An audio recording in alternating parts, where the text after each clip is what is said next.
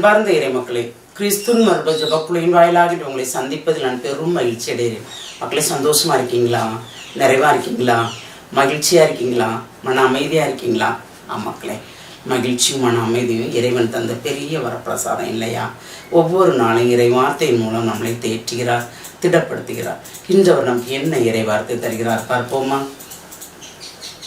திருத்தூதர் பவுல் கொலைசேருக்கு எழுதிய திருமுகம், அதிகாரம் 3, இறை வார்த்தை 12 - 15 முடிய. நீங்கள் கடவுளால் தெரிந்து கொள்ளப்பட்டவர்கள், அவரது அன்பிற்குரிய இறை மக்கள். எனவே அதற்கு செய்ய பரிவு, இரக்கம், நல்லெண்ணம், மனத்தாழ்மை, கனிவு, பொறுமை ஆகிய பண்புகளால் உங்களை அணி செய்யுங்கள். ஒருவரை ஒருவர் பொறுத்து கொள்ளுங்கள். ஒருவரை பற்றி ஒருவருக்கு ஏதாவது முறையீடு இருந்தால் மன்னியுங்கள். ஆண்டவர் உங்களை மன்னித்தது போல் நீங்களும் மன்னிக்க வேண்டும். இவை அனைத்துக்கும் மேலாக அன்பையே கொண்டிருங்கள். அதுவே இவை அனைத்தையும் பிணைத்து நிறைவு பெற செய்யும். கிறிஸ்து அருளும் அமைதி உங்கள் உள்ளங்களை நெறிப்படுத்துவதாக. அமைதிக்கென்றே நீங்கள் ஒரே உடலின் உறுப்புகளாக இருக்க அழைக்கப்பட்டீர்கள். நன்றி உள்ளவர்களாய் இருங்கள். Praise the Lord. என்ன சொல்றாரு? நாம் கடவுளால் தேர்ந்து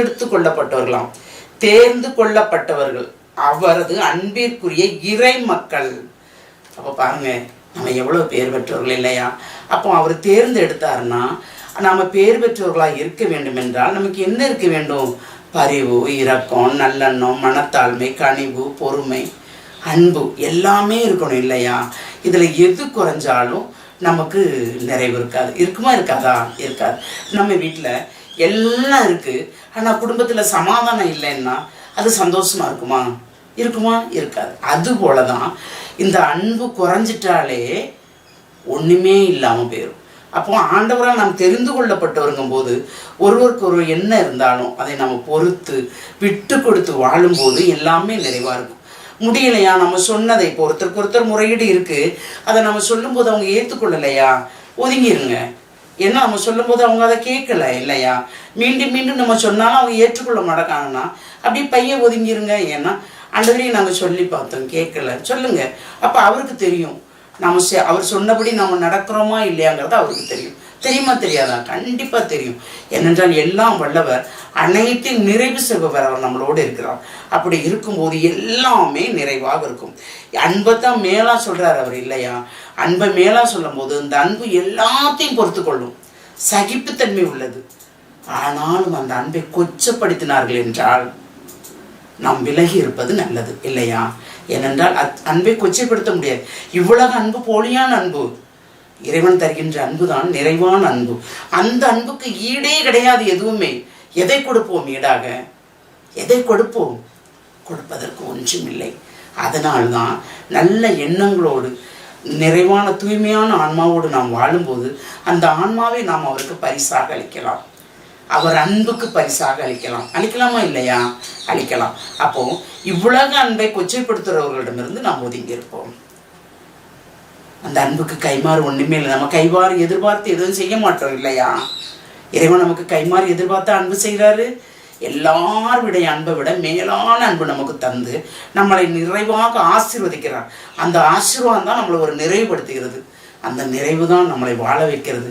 இந்த வாழ்வு தான் பிறருக்கு உதவிக்கரம் நீட்டுகிறது இல்லையா? இந்த இறை சிந்தனையோடு ஒரு விஷயம் சொல்லிப்போமா? எல்லாம் வல்ல இறைவா, ஆண்டவரே, அன்பே மூலதனம் என்று சொல்லுகிறேன். அதுபோல் நாங்கள் இந்த 40 நாட்கள் கடைபிடித்த இரக்கம் ஆண்டவரே, பிறர் ஸ்நேகம் ஆண்டவரே, தான தர்மங்கள், இதை அனைத்தையும் எங்கள் வாழ்நாள் முழுவதும் நாங்கள் கடைபிடிக்க முடியும். எங்களை ஆசீர்வதி ஆண்டவரே. எங்களால் இயன்ற அளவு ஆண்டவரே உதவி செய்தோம். அந்த உதவி செய்ததை நிறைவாக பெற்றுக்கொண்டவர்கள் நிறைவாக வாழ்வார்கள் என்று நாங்கள் நம்புகிறோம் ஆண்டவரே. முடிந்த வரைக்கும் எப்பொழுதும் உம்முடைய சொல் கேட்டு நாங்கள் நடக்கும்படி தேவரே எங்களை வழிநடத்த வேண்டும். ஆண்டவரே, எங்களிடம் ஒன்றும் இல்லை ஆண்டவரே, பொண்ணும் இல்லை பொருளும் இல்லை ஆண்டவரே. நான் உள்ளதெல்லாமே உம்முடைய அன்பு மட்டும்தான், உம்முடைய பரிவு மட்டும்தான், உம்முடைய இரக்கம் மட்டும்தான். நீர்தாமே வாக்களித்தீர், எங்களை நிறைவாக வாழ வைப்பேன் என்று. இவ்வுலக வாழ்க்கைக்கு பொருளாதாரம் வேண்டும் ஆண்டவரே, அந்த பொருளாதாரத்தை நீர்தான் தர வேண்டும். வேலையில்லாமல் இருக்கும் வெளிநாட்டில் இருப்பவர்கள் வேலையில்லாமல் இருக்கிறார்கள் ஆண்டவரே. நான் வாக்களித்ததை அனைத்து அவர்களுக்கு செய்யும் மட்டும் கண்ணும் கருத்துமாய் இருப்பேன் என்று சொன்னீர் ஆண்டவரே. அதுபோல் அவர்களை நீர் அந்த வெளிநாட்டில் இருக்க அவர்கள் நல்ல வேலை வாய்ப்பை நீர் கொடுத்து, இழந்தது இவர்களை எத்தனையோ இருக்கலாம் ஆண்டவரே, அதை நீர் நிறைவாக பெற்றுக் கொடுக்கும்படி ஆசீர்வதிப்பேர். அதுபோல் ஆண்டவரே, நாடு விட்டு நாடு சிறைக்குள் இருப்பது போல் இருக்கும் உம்முடைய மக்களை நினைவு கூறும் ஆண்டவரே. அதிலிருந்து நான் சிறைச்சாலைக்கு சென்றேன், அவர்களை விடுதலை கொடுத்தேன் என்று சொன்னது போல், அன்று பேதுருவை சிறைச்சாலையிலிருந்து வெளியே எடுத்தது போல் ஆமாண்டவரே, சிறையில் இருப்பவர்களையும் அடைபட்டு இருப்பவர்களையும் அடைபட்டு வாழ்க்கை வாழ்பவர்களையும் நீதாமே வெளியில் எடுக்கிற கிருபைக்கு நன்றி கூறி, இந்த வல்லமைக்கும் இந்த ஆற்றலுக்கும் நன்றி கூறி எங்களை முழுமையாக உடைய இரக்கத்துக்குள் ஒப்புக் கொடுக்கிறோம். ஜெபம் கேட்கும் நல்ல பிதாவே. ஆமேன், ஆமேன், ஆமேன்.